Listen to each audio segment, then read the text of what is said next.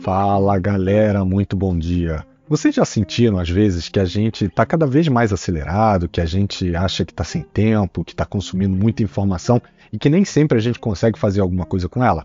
Pois é, nesse 20º episódio da temporada eu vou falar um pouco sobre como a gente tenta acompanhar a velocidade da tecnologia e a nossa vida fica cada vez mais, vamos dizer assim, intensa. E se você ainda não nos acompanha, fica aí mais uma vez o convite para favoritar e adicionar ao seu agregador de podcast para receber toda semana um novo conteúdo sobre liderança, inteligência emocional, comunicação, tecnologia e muito mais. E para falar sobre esse tema, eu vou fazer aqui um paralelo com parte da tecnologia, a parte que mais nos sensibilizou ao longo dos últimos anos, que é a própria internet. E a invenção da internet, ela transformou totalmente a forma como a gente vive, como a gente trabalha, como a gente se comunica.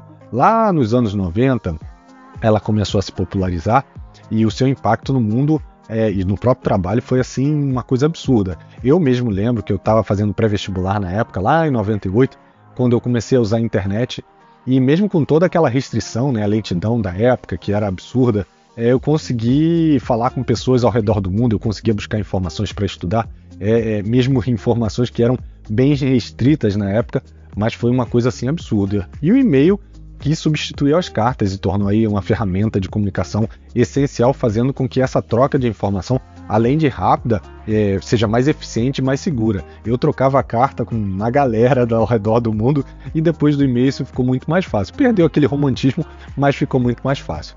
Depois as empresas elas começaram a utilizar a internet para expandir os seus negócios, para globalizar, para estabelecer essa presença online e alcançar o público ao redor do mundo.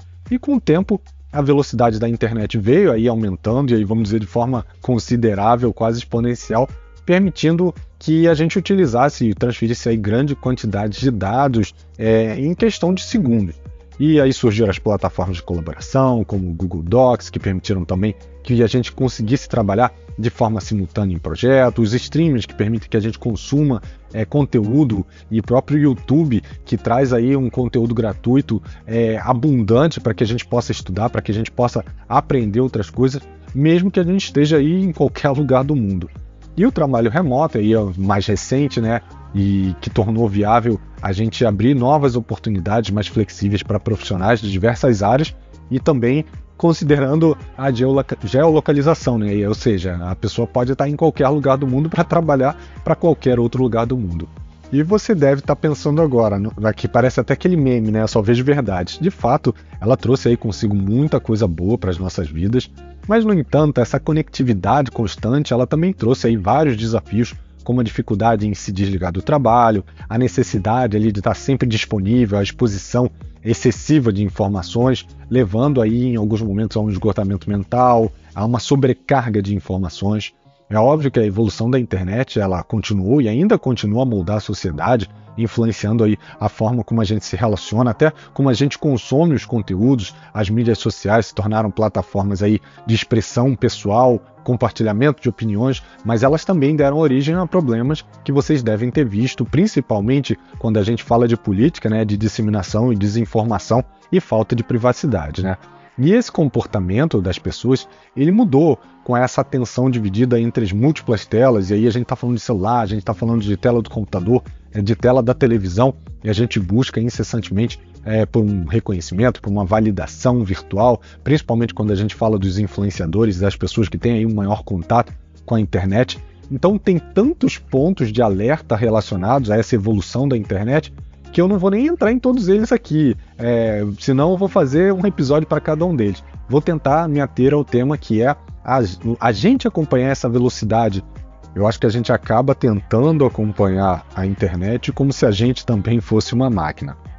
Enquanto a tecnologia evolui em um ritmo acelerado, a nossa capacidade cognitiva e emocional ela não acompanha o mesmo ritmo. Essa distorção ela levanta questões aí importantes sobre como a gente lida com essa disparidade, com esses impactos que são causados diariamente na nossa vida, essa pressão constante para acompanhar essa velocidade, ela leva a gente a um esgotamento, a uma sobrecarga e claramente a um caminho de ansiedade constante, É fundamental que a gente consiga entender as nossas limitações e desenvolver aí algumas estratégias para lidar com essa distorção. A própria conscientização, o gerenciamento de tempo, a prática dessa desconexão das redes sociais, da própria internet, são fundamentais para a gente encontrar um equilíbrio saudável entre a velocidade da tecnologia e as nossas necessidades de preservar aí o bem-estar emocional e mental, né? Do ponto de vista, falando aí da parte mental, né? Do ponto de vista cognitivo, a gente tem um limite em termos de capacidade de processamento de informação. Os nossos cérebros, eles são sim ferramentas maravilhosas, poderosas, mas elas têm um tempo necessário para assimilar, analisar e tomar decisões com base nas informações que a gente recebe. O processamento de informação, ele requer ali uma atenção, um foco, uma análise cuidadosa, o que nem sempre é possível em um ambiente de alta velocidade, né? Imagina as crianças que hoje em dia estão cada vez mais acostumadas a consumir conteúdo e quando elas não gostam é menos de 5 segundos para ela trocar aquele conteúdo. Os vídeos curtos como os shorts ou os vídeos do TikTok ou de alguma outra plataforma, eles seguem uma tendência que torna esse consumo das informações algo descontrolado, totalmente descontrolado. E às vezes eu fico até preocupado quando eu vejo minha filha ali zapeando no celular ou meu filho olhando, assistindo um vídeo. Isso me preocupa porque eles não têm a paciência de esperar um tempo para ver se aquele conteúdo é relevante ou não é relevante. Os 5 primeiros segundos, os 10 primeiros segundos já são suficientes para ele trocar de conteúdo. E em termos psicológicos, essa exposição constante a um fluxo, vamos dizer assim, incessante de informações, ele pode sim sobrecarregar a nossa capacidade de lidar com esses dados. E essa pressão para acompanhar esse ritmo, ela pode levar a sentimentos que nem sempre são positivos. Sentimentos de que você está atrasado, de que você é incapaz de absorver tudo que está ali disponível. Isso pode fazer com que você se sinta frustrado, inadequado. E se você for pensar numa criança, isso tem uma tendência exponencial, porque é a forma como ela vai consumindo. Principalmente as crianças que já entraram no mundo digital, né? Os nativos digitais que já nasceram consumindo esse conteúdo. Além disso, a própria velocidade da internet ela pode criar a sensação de impaciência e de gratificação constante, né? E olha que o nosso cérebro ele adora essas recompensas, ele vive por isso, né? O problema é que ele pode criar hábitos baseados nesses comportamentos, que são comportamentos de consumo, que fazem com que a gente fique ali viciado, digamos assim. E essa distorção entre a velocidade humana também tem impactos significativos na nossa comunicação. Por exemplo, a rapidez da internet pode permitir ali uma troca de mensagem instantânea, de e-mail, no Messenger, qualquer plataforma que você possa falar de forma assíncrona, encurtando aí as distâncias geográficas, facilitando a velocidade de comunicação. Mas também é um problema, porque essa comunicação ela é superficial, ela é menos significativa, a gente acaba criando aquela necessidade de responder rapidamente para que a pessoa não se sinta prejudicada, desprestigiada, e a gente às vezes nessa resposta é impulsiva ou dá uma resposta incompleta, prejudicando aí a qualidade dessas interações. Isso sem falar o fato de que acaba levando a um afastamento social. Eu mesmo já me peguei muitas vezes preferindo mandar uma mensagem a ligar, até mesmo para marcar uma consulta médica ou, por exemplo, para pagar, foi recentemente, para pagar o seguro do meu carro. Meu corretor me mandou uma mensagem, eu falei, pode seguir com essa cotação, ele falou, ok, me passa o número do cartão, passei, acabou, resolvido ali. E é rápido, mas é totalmente impessoal, né? Um outro ponto relacionado à comunicação é a sensação de estar sempre conectado e a expectativa de que tem que estar disponível o tempo todo. Isso pode sim gerar ansiedade, dificuldade de relaxar, de se desconectar, de curtir a sua família, de ter um lazer offline simples, como por exemplo, ir à praia.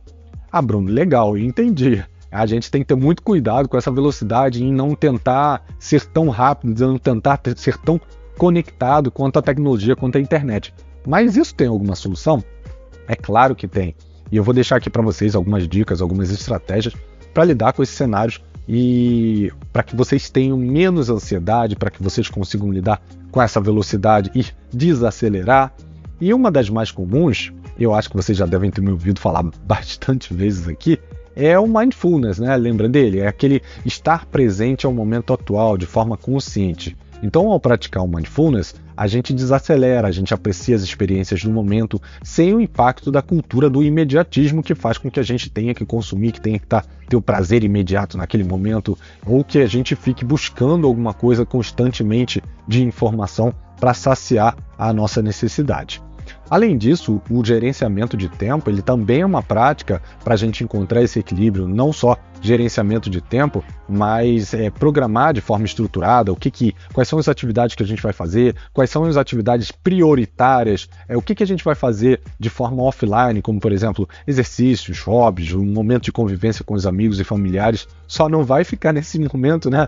Tô ali com meus amigos jantando e cada um no seu celular, que aí você tá roubando no jogo, né? Além disso, além do gerenciamento de tempo, a desconexão consciente, ou seja, reservar período de tempo em que você se desconecta totalmente da internet, seja desligando o celular ou estabelecendo ali uma pausa digital, vai te ajudar a controlar a ansiedade, mas não acho que vai ser simples. Em um primeiro momento, eu posso dizer que você vai se sentir mais ansioso ainda, porque existe quase uma dependência química por conta dos hábitos que foram criados dessa recompensa rápida, mas insiste que você vai ver que os resultados vão ser ótimos. E esses momentos de desconexão, eles permitem você recarregar, relaxar, reconectar com atividades que promovem seu bem-estar, como por exemplo ler um livro, aproveitar a natureza, fazer uma trilha, pegar uma praia, fazer um mergulho, fazer um stand-up, o que for da sua preferência. E em relação ao trabalho, definir os limites pessoais é necessário, estabelecer horários específicos, onde você vai verificar o e-mail, onde você vai verificar suas mensagens, onde você vai desabilitar as suas notificações. Evite aquela tentação de estar ali constantemente online, especialmente antes de dormir. É fundamental que você tenha um sono adequado para que você possa reenergizar e criar essa rotina de desconexão que vai te ajudar muito a começar o dia de forma mais saudável, mais equilibrada. E com essas práticas, você vai aos poucos conseguir aí encontrar o equilíbrio saudável entre essa velocidade imposta pela tecnologia, né? Essa velocidade, essa pressa virtual, com as suas necessidades como ser humano. E eu espero que vocês tenham gostado desse tema. Se você gostou, curte, compartilha e semana que vem a gente tem um novo conteúdo. Um abraço e até lá. Tchau, tchau.